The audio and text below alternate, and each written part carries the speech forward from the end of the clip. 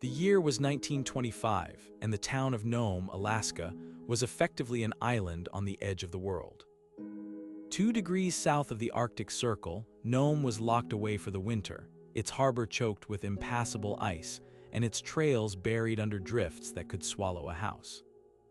But inside the quiet, frozen town, a silent killer was waking up. It began with a sore throat in a young boy. Then another. By the time Dr. Curtis Welch realized he was looking at an outbreak of diphtheria, it was already too late to follow standard procedure. He was out of antitoxin. If medicine didn't arrive within weeks, the mortality rate for the town's children would be nearly 100%. The nearest supply of serum was over 1,000 miles away in Anchorage. There were no roads, no open water, and the fledgling aircraft of the era couldn't start in the 60 below zero temperatures. The people of Nome were under a death sentence, and the only way out was a mode of transport as old as the tundra itself. The sled dog. This is the story of the great race of mercy, a relay that would push man and dog beyond the limits of biological endurance. While the name Balto would become a household word, the true story is far more complex, involving 20 mushers, over 150 dogs, and a legendary lead dog named Togo who performed a feat of athleticism that remains unparalleled in history. The crisis officially began in January. Dr. Welch sent out a desperate wire. Nome calling. We have an outbreak of diphtheria. No serum. Urgently need help.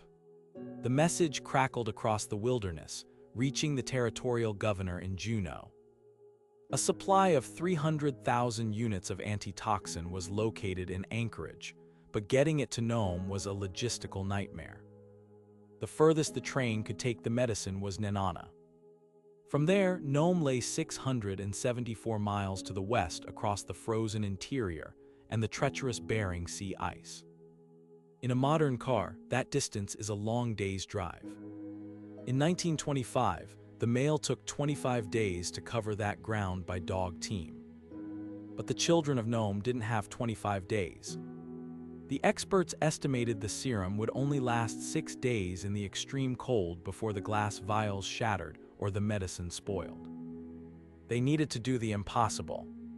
They needed to cut the travel time by 75% in the middle of one of the worst winters on record. On the night of January 27th, the first musher, Wild Bill Shannon, met the train at Nenana. The temperature was 50 degrees below zero. As he headed out into the blackness with the 20-pound cylinder of serum, the cold was so intense that his lungs began to burn and his face turned black with frostbite. This was the start of a desperate relay. One musher would run until he could run no more, handing the precious cargo to the next man waiting in a lonely roadhouse. As the relay moved through the Alaskan interior, the conditions grew even more horrific. Mushers were navigating by instinct alone, unable to see their own hands in front of their faces through whiteout blizzards. One musher, Leonhard Sepala, was already on the move. Sepala was a legend in the territory, a 3-time All-Alaska sweepstakes champion. He was chosen for the most dangerous leg of the journey. He left Nome and headed east, intending to meet the relay halfway and bring the serum back. Sepala's lead dog was a small, 12-year-old Siberian husky named Togo. By the standards of the day, Togo was considered too small and too old for such a grueling task. But Sepala knew something the rest of the world didn't. Togo wasn't just a dog. He was a navigator of genius. While other dogs would cower in the face of a gale, Togo thrived on the challenge. As the relay continued, the death toll in Nome was rising. Each day, the wireless operators checked in, their messages becoming more frantic. The world was now watching. For the first time in history, a news event in the remote Arctic was being followed in real time by people in New York, London, and San Francisco. The race against death was front-page news. Meanwhile, Sepala and Togo were charging into the teeth of a massive storm. To save time, Sepala made a decision that most thought was suicide. he decided to lead his team across the frozen Norton Sound. This was a shortcut across the sea ice, a shifting, cracking graveyard of frozen water. If the wind shifted, the ice could break away from the shore and carry the team out into the Bering Sea, never to be seen again. In pitch darkness, with the ice groaning and popping like a gunshot under their paws, Togo guided the team across the heaving floes. He couldn't see the path, but he could feel the vibrations of the ice, steering Sepala away from open water leads that would have swallowed them whole.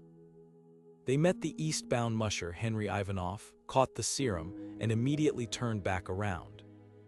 By the time Sepala and Togo finished their leg, they had covered an incredible 260 miles, nearly double the distance of any other team in the relay.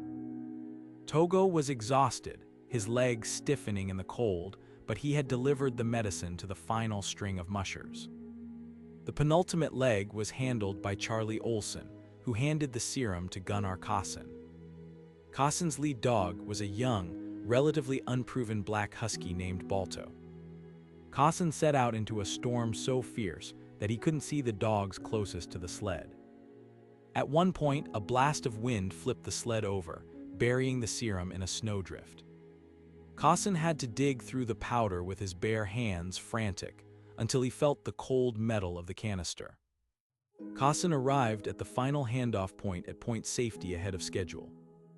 The musher who was supposed to take the final leg was asleep, and Kaasen, seeing that his dogs were still holding up, decided to push through the final 21 miles himself. At 5:30 in the morning on February 2nd, the exhausted team limped into the streets of Nome. The dogs were spent, their lungs heaving, their fur matted with ice. Kaasen collapsed into the snow next to Balto, murmuring, "Damn fine dog." The serum arrived just in time. Dr. Welch began the inoculations immediately, and within days, the quarantine was lifted. The town of Nome had been saved. The aftermath of the race was a whirlwind of media frenzy. Because Balto was the dog that crossed the finish line into the cameras of the press, he became an overnight global sensation. A statue of him was erected in New York Central Park within a year. He was featured in movies and toured the country. But for those in Alaska, there was a sense of quiet injustice. The veteran mushers knew that it was Togo and Sepala who had done the heavy lifting, covering the most treacherous miles and the longest distance. Leonhard Sepala was never bitter toward Balto, but he spent the rest of his life ensuring that Togo's contribution wasn't forgotten. He famously said, "I hope I never die so old that I forget the little dog who traveled 1,000 miles to save a town." The 1925 Serum Run was more than just a feat of endurance. It was the last great hurrah of the sled dog era. Within a few years, bush pilots and improved cold weather technology would make the dog teams obsolete for emergency transport. But the legacy of that February remains.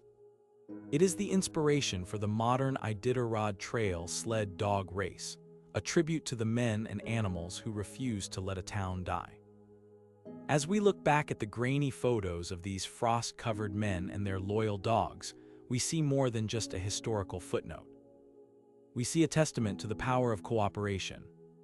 20 different mushers, many of them Alaska natives who knew the land better than anyone, worked together with a single goal.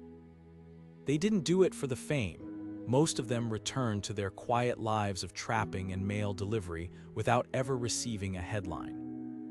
They did it because in the harshest environments on Earth, the only way to survive is to look out for one another. Today, the Serum Run serves as a reminder of a time when the world felt much larger, and the distance between life and death was measured by the strength of a dog's heart and the courage of a musher's will. The children of Nome grew up, had children of their own, and the town survived. They survived because, in the darkest hour of a frozen winter, 20 teams of dogs ran as if the world depended on them. And for the people of Nome, it truly did.